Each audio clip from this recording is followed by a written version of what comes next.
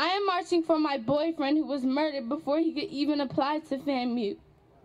My city shines no more. Too many suns are gone. My name is Lauryn and I have had enough. It was a tearful start to an emotional day as Washington residents opened their streets to hundreds of thousands of Americans demanding gun reform. And in a city that's lost a number of its youth to gun violence despite its strict firearm laws, the message for many was personal. That's right. Tyrone Parker's son was shot and killed more than 20 years ago. He's witnessed gun violence take its toll on Washington's inner city over the years. And while surrounded by throngs of newly energized people, he noted a disparity in the response to gun-related deaths of Black children. We've been losing kids for decades, and they have never reached this particular point.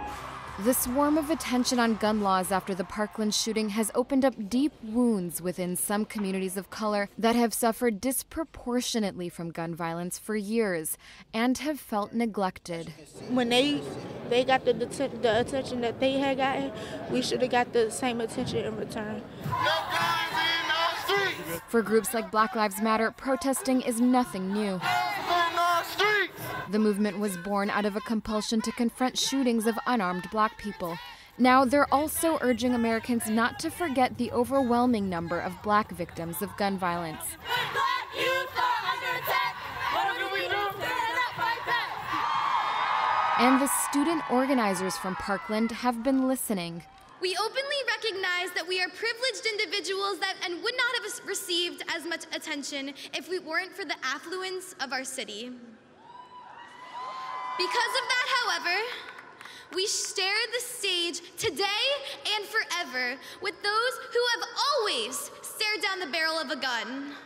Speaker after speaker urged the crowd not to turn a blind eye to gun violence affecting communities of color. I am here today to acknowledge and represent the African American girls whose stories don't make the front page of every national newspaper. For decades, my community of South Los Angeles has become accustomed to this violence. It is normal to see flowers honoring the lives of Black and brown youth that have lost their lives to a bullet. It's time for America to notice that everyday shootings are everyday problems. Everyday problems. It is a message Parker has been waiting for.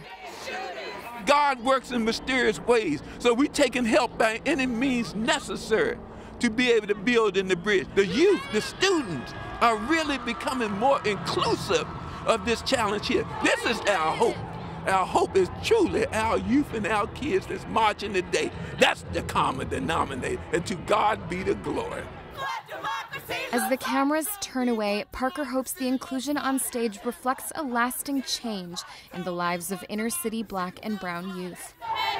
Noreen Nasser, The Associated Press.